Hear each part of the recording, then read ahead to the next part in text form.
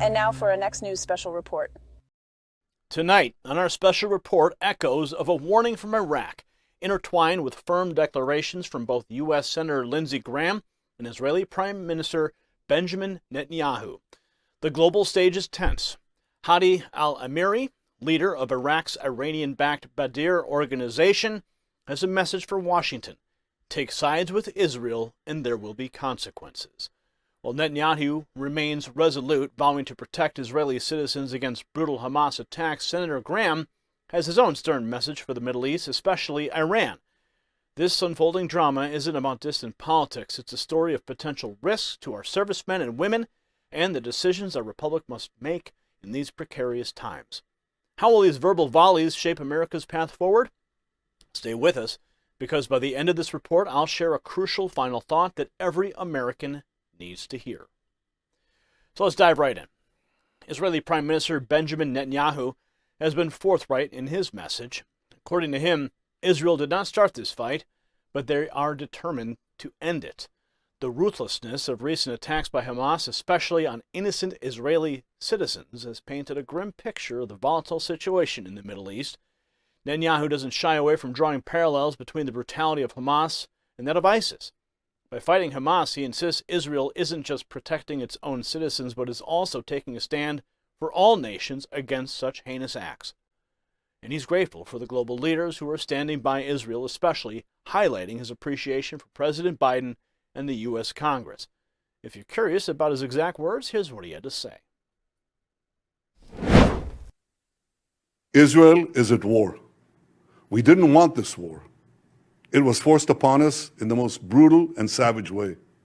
But though Israel didn't start this war, Israel will finish it. Once the Jewish people were stateless. Once the Jewish people were defenseless. No longer. Hamas will understand that by attacking us, they've made a mistake of historic proportions. We will exact a price that will be remembered by them and Israel's other enemies for decades to come. The savage attacks that Hamas perpetrated against innocent Israelis are mind-boggling, slaughtering families in their homes, massacring hundreds of young people at an outdoor festival, kidnapping scores of women, children, and elderly, even Holocaust survivors.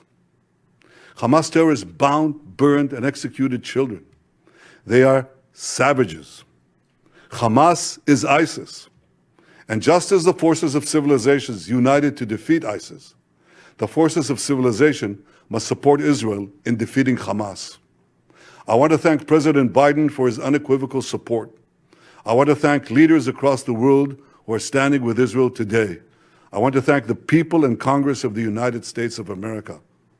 In fighting Hamas, Israel is not only fighting for its own people, it is fighting for every country that stands against barbarism. Israel will win this war. And when Israel wins, the entire civilized world wins. But Israel isn't the only nation with firm stances in this conflict. GOP Senator Lindsey Graham, he's at the forefront, urging America to take decisive action. He's been direct with Iran, entangled with Hezbollah, and there will be a price to pay. Graham's stern warning emphasizes that any Iranian-backed aggression against Israel will not go unanswered. Understandably, this has stirred concerns about the U.S. getting embroiled in another Middle Eastern conflict. Listen for yourself to Senator Graham's assertive message. So I've been on the phone all day to the Mideast, and I've told our allies and people with connections to Iran, what I would do, I would tell Iran that if Hezbollah attacks Israel, we're going to come after you, the Iranians, and have a coordinated effort between the United States and Israel to put Iran out of the oil business by destroying their refineries. There are 4 major refineries in Iran. They're fixed targets. If Hezbollah attacks Israel, I would make Iran pay a heavy price. And then how would they respond? Robert O'Brien, a former hostage negotiator, didn't hold back on Kudlow. He was clear. If U.S. hostages are harmed, America might just take action. Recalling the firm maximum pressure approach of President Trump towards Iran, O'Brien stresses the need for consistent and stringent policies. He also underscores the importance of learning from past mistakes. He's urging the Biden administration to be vigilant, particularly after the recent overtures made to Iran. It's paramount for America to remain a resolute stance against Iran and safeguard its interests. Watch. Brian, when will we inflict some damage on Iran? Well, my guess is if these hostages are hurt, that'll happen. I mean, under President Trump, we had maximum pressure on Iran, and it kept them at bay. And you know, I never thought I'd say, Larry, that we'd look back on the Carter years as the good old days. But Jimmy Carter, after seeing the Russians in Nicaragua and Angola and Mozambique, they finally went too far when they invaded Afghanistan. And Carter said, I was wrong about the Russians, and he changed policies. He was humble enough to say, we've got to start rebuilding the military. And that Reagan defense buildup actually started under Harold Brown in the last year of the Carter administration. We need the Biden administration to have some humility and say, look, we got it wrong. We tried to appease Iran. We gave them billions of dollars. We gave them sanction relief. We treated them well. And they poked us in the eye with in response. And it's now time to take a tough line on Iran. I hope that it's good for America. It's bipartisan. It's nonpartisan. We just need to protect ourselves and keep the country safe from these guys. Now, intertwining with this intricate geopolitical web is a message that's sounding alarms in diplomatic circles worldwide. Hadi al-Amiri, head of the Iranian-backed Badr organization in Iraq, has voiced a warning loud and clear. Should the U.S. stand alongside Israel with the ongoing conflict with Palestinians, Iraq is prepared to oppose America. This new Iraq, as he portrays it, is unwavering in its support for the Palestinian cause. Our approach to challenges needs adaptation and strength, much like how the human body loses muscle over time. Did you know as early as 30, our body begins losing 5 to 10% of its lean muscle mass every decade? It's this loss that leads many to report lower energy, increased weight, and diminished strength as they age. Think of it like a nation losing its resolve over time. This is why so many, including myself, are turning to a breakthrough product. This innovative blend uses 4 research-backed ingredients to fight age-related muscle and strength loss, and I love that they're offering a whopping 41% off for the rest of the month or until stocks last. To rejuvenate your strength, much like a nation's resolve, visit gainwithgary.com or tap more below this video. Now back to our pressing issue. Al-Amiri criticizes certain Arab leaders for leaving the Palestinian cause in the lurch. In his eyes, only the Islamic Revolution and a handful of resistance factions now stand with Palestine. His praise for the recent Hamas attacks against Israel stands out, emphasizing the resilience of the Palestinian people. But the most concerning element of his address was his unmistakable threat to the United States. The message?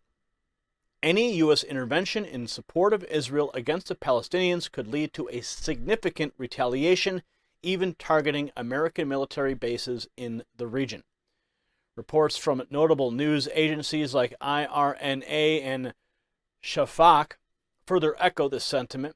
They suggest that any U.S. base in the area might become legitimate targets for resistance if the U.S. interferes.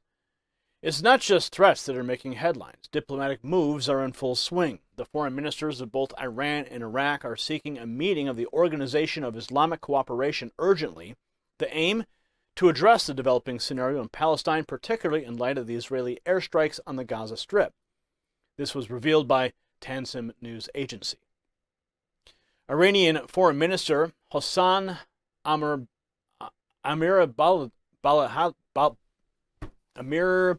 Baldalahian, and his, and Iraqi counterpart Fawad Hussein, in a recent telephone conversation, shed light on the ongoing turbulence in Palestine.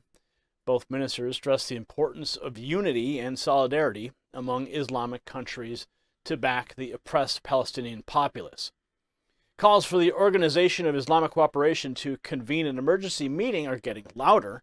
The objective to deliberate on the present dynamics in Palestine and offer support to both the Palestinian people and the revered Al-Aqsa Mosque, especially considering the assertive actions of Israel. The ministers are seeking coordinated and effective action by Islamic nations. The aim is clear: to aid Palestine and halt Israel's aggressive moves against innocent Palestinian women and children in regions like Gaza and the West Bank. Now, it's pivotal to remember the root cause of this escalating tension. Hamas' acts of barbarism sparked this chain of events. Their aggressive actions targeting innocent civilians invoked a swift and forceful retaliation from Israel. While the world watches and mourns the tragic loss of innocent lives, it's essential to recognize that had Hamas refrained from such short-sighted aggression, there would be no call for Israel's fierce response. The ministers might not be reacting with such urgency and determination if it wasn't for Hamas' initial provocations.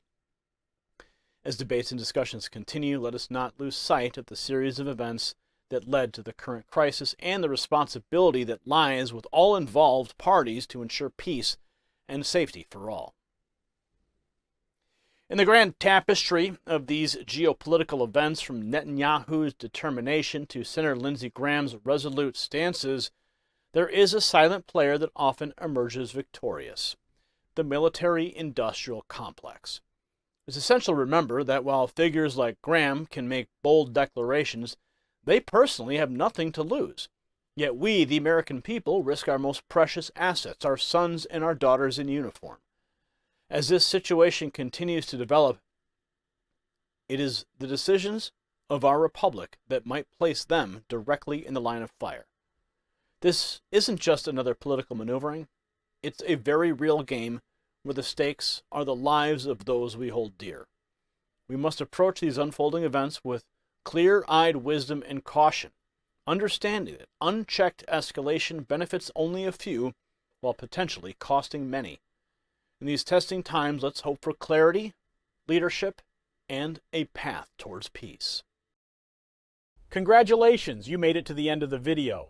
Now keep up your quest for truth with this next news report. And if you found our channel enlightening, join the millions who agree with you. Tap subscribe. Thank you for watching the Next News Network.